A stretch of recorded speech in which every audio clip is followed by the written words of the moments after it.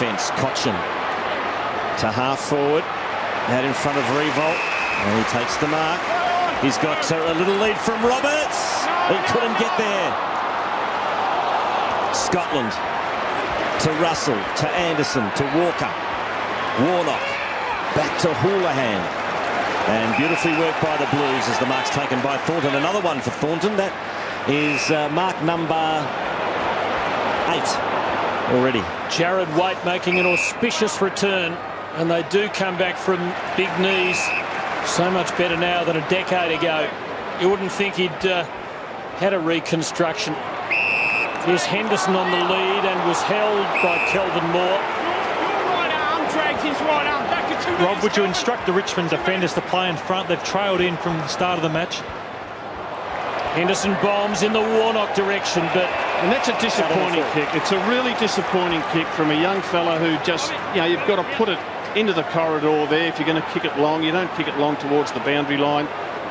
He'll learn. Hasn't played many games in the forward line. Jackson to Martin. Goes for Tambling. Matthew Lloyd said a lot of tackles, but not a lot of the footy so far.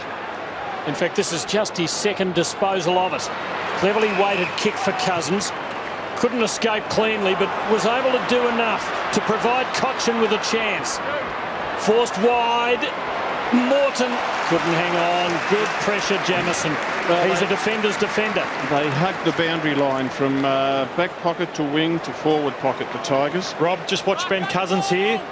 They reckon he saw the Blue Boys and they've been into him since the start of the second quarter. They feel they can get on top of him, and he's a real barometer of the Richmond side. Gee, they are having a go at him, aren't they? So they reckon he saw, well, he's been in hospital a couple of times with stomach problems. They'll test him out. Tigers work inside 50. Spills to Houlihan. Now Joseph, Thornton to Waite. Been their trademark tonight, this run. Well, again, he's gone wide. He really didn't have anything to go to.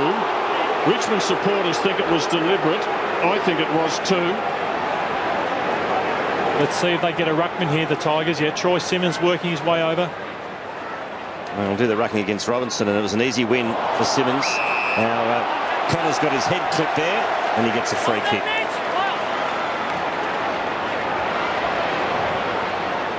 Kick to half-back Moore. Oh, good pressure from Eddie Betts, but Moore's up to the challenge. Not a lot on offer. He kicks out on the full. Good harassment from Eddie Betts. How wide do the Tigers go? Last couple of times they've gone forward. They've gone near the paintwork and gone over it there. Joseph goes backwards. Finds Bauer. And there's a familiar pattern here for Carlton. As Jamieson takes the mark, and he goes wide to half-back. And guess who takes the mark? Number 8 for Thornton. Become a master at it in the last couple of years. He does. You've got to play through his opponents, but he hasn't got the experience. The Richmond Tigers haven't got enough experience up forward to play through him. Poor kick by Jamieson into the middle. Spills free. Here's Martin. And he's seen a lot of him so far in his first game. Handball's over to Connors, who gives it off to Roberts. Roberts can go all the way. He bangs it goal, but misses and misses badly. Just gets a point for his efforts. Just on Connors, it's amazing what a new coach can do, Rob, and I reckon he's really dropped about 4 or 5 kilos, and he's now got 9 disposals, can play through the midfield forward, and he's really impressed so far in this match. Here's Bauer giving to Robinson and Carazzo. The standard declining through this second quarter. Clever from Yaron, but then he dropped the mark. Tackle may have been a bit high. He gets a free kick though for holding it. Now 50 metre the other way.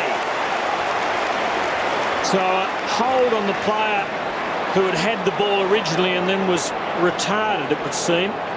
That was Jackson, and yes, Yaron held on to him after the ball had slipped away. So a 50-metre penalty, and he can have a shot at goal. And they need the goal, Tim. We're almost 18 minutes into this second term. The Tigers yet to kick a goal in this second quarter. It's as though everyone got up and huffed and puffed in that opening quarter, and they turned on a memorable 30 minutes of football, but in the second, they're all a little burnt out. Admire this fella with the footy.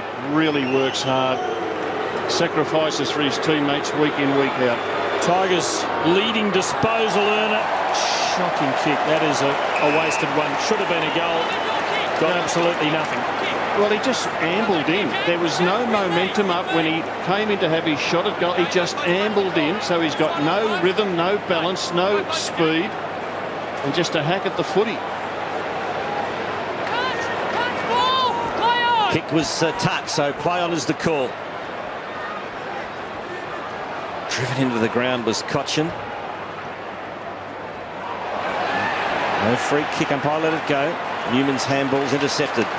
Murphy, deft little touch. Oh, that was a fantastic kick to Yaron, who goes into the pocket. He's looking for weight. He lost his feet, and McGron didn't, and that was well played under pressure from McGron. Gives it off to Thursfield, and that's downfield.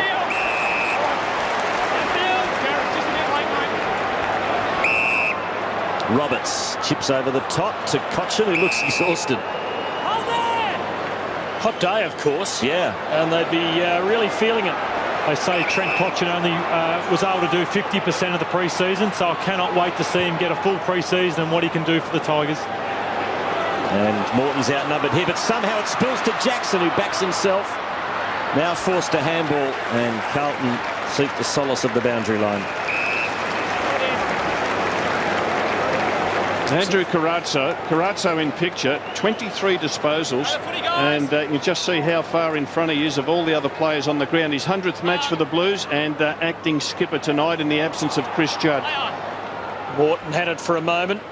Rewalt and Jackson did too, but McLean comes away with it. And he's made an impressive debut for the Blues. It's number 24 now for Carrazzo, and that's a beauty. To O'Halpin on the lead. Nothing forward of him. Couple of men running down the ground. One of them is Yaron, who is showing class with every move. Although that wasn't his best of the night. This isn't bad. Could he finish it? Well, he does even better than have a shot.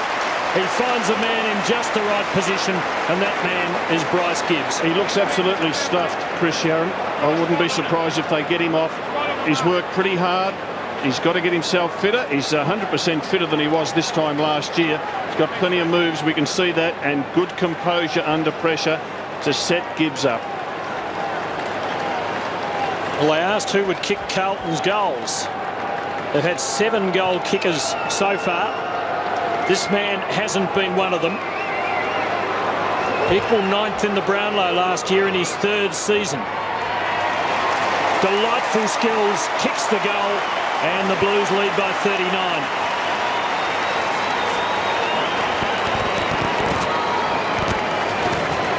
And there's Chris Yaron there, and he needs an oxygen mask at the moment.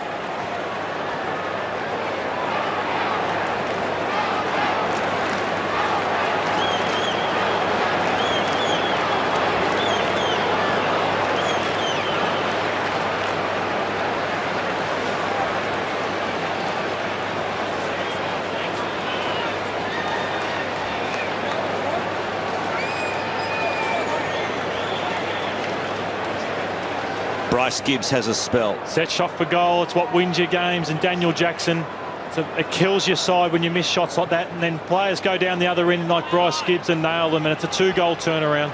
Robinson the clearance to Carrazzo, but that's not a great kick. As Connors reloads for Richmond. Looks for a revolt.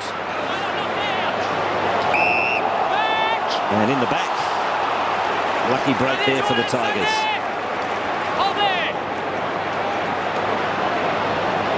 And he finds a teammate inside 50. And that teammate is Adam Thompson.